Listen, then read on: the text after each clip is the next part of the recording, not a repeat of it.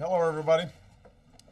I just received a full briefing from our emergency response teams, including FEMA and agencies that are going to be helpful in the response and recovery efforts, the Department of Energy, the Department of Transportation, the Department of Health, Homeland Security, and the Department of Health and Human Services. Obviously, everybody is aware at this point that this is going to be a big and powerful storm. And all across the eastern seaboard, I think everybody is taking the appropriate preparations. I've spoken to all the governors in all these states. They have issued emergency declarations. Those have been turned around quickly here in the White House. We have pre-positioned assets so that FEMA personnel are working closely with state and local governments. We're making sure that food and water and emergency generation is available for those communities that are going to be hardest hit. We anticipate that the center of the storm is going to hit landfall sometime this evening. But because of the nature of this storm, we are certain that this is going to be a slow-moving process through a wide swath of the country, and millions of people are going to be affected. So the most important message that I have for the public right now is please listen to what your state and local officials are saying. When they tell you to evacuate, you need to evacuate. Do not delay. Don't pause.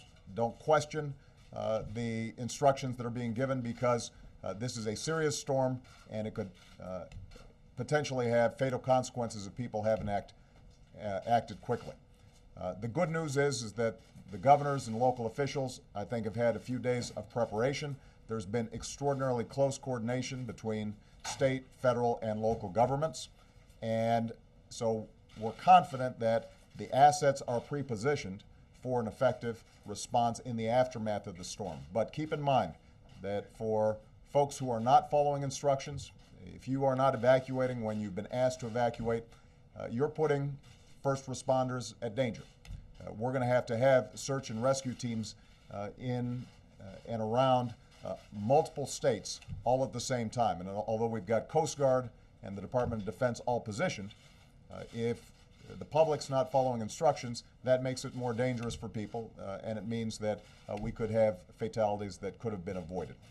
Transportation is going to be tied up for a long time, and probably the most significant impact for a lot of people, in addition to flooding, is going to be getting power back on. We anticipate that there are going to be a lot of trees down, a lot of water, and despite the fact that the power companies are working very closely with their various state officials and local officials to make sure that they are bringing in as many assets as possible and getting those ready in preparation for the storm, the fact is that a lot of these emergency crews are not going to be able to get into position to start restoring power until some of these winds have died down.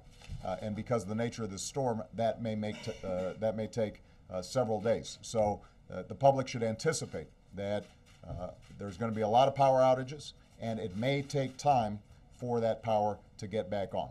The same is true with transportation. There are going to be a lot of backlogs, and even after the storm has cleared, it's going to take a considerable amount of time for airlines, subways, trains, and so forth, potentially to get back on schedule, depending on the amount of damage that has occurred. Let me summarize just by saying that I'm extraordinarily grateful for the cooperation of our state and local officials. The conversations that I've had with all the governors indicate that at this point there are no unmet needs. I think everybody is taking this very seriously. We've got pre-positioned all the resources that we need, but right now the key is to make sure that the public is following instructions. For those of you who still need additional information about how to respond, you can go to ready.gov. That's ready.gov, and that website should provide you with all the information that your family needs in terms of how you can prepare for this storm. Our thoughts and prayers go out to all the people who are potentially affected. We are extraordinarily grateful for our first responders, because they're going to be working 24/7 around the clock nonstop.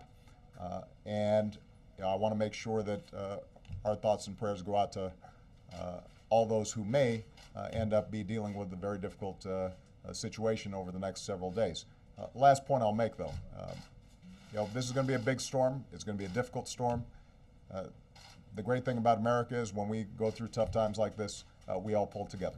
We look out for our friends, we look out for our neighbors, and we set aside whatever issues we may have otherwise to make sure that we respond appropriately and with swiftness, and that's exactly what I anticipate is going to happen here. So I want to thank all the federal teams, state and local teams that are in place.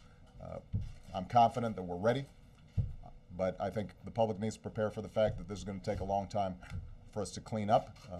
The good news is we will clean up and we will get through this. What All right? about the impact on the election, sir? I am not worried at this point about the impact on the election. I'm worried about the impact on families, and I'm worried about the impact on our first responders. I'm worried about the impact on our economy and on transportation. The election will take care of itself next week. Right now, our number one priority is to make sure that we are saving lives, that our search and rescue teams are going to be in place, that people are going to get the food, the water, the shelter that they need in case of emergency, and that we respond as quickly as possible to get the economy back on track. Long time.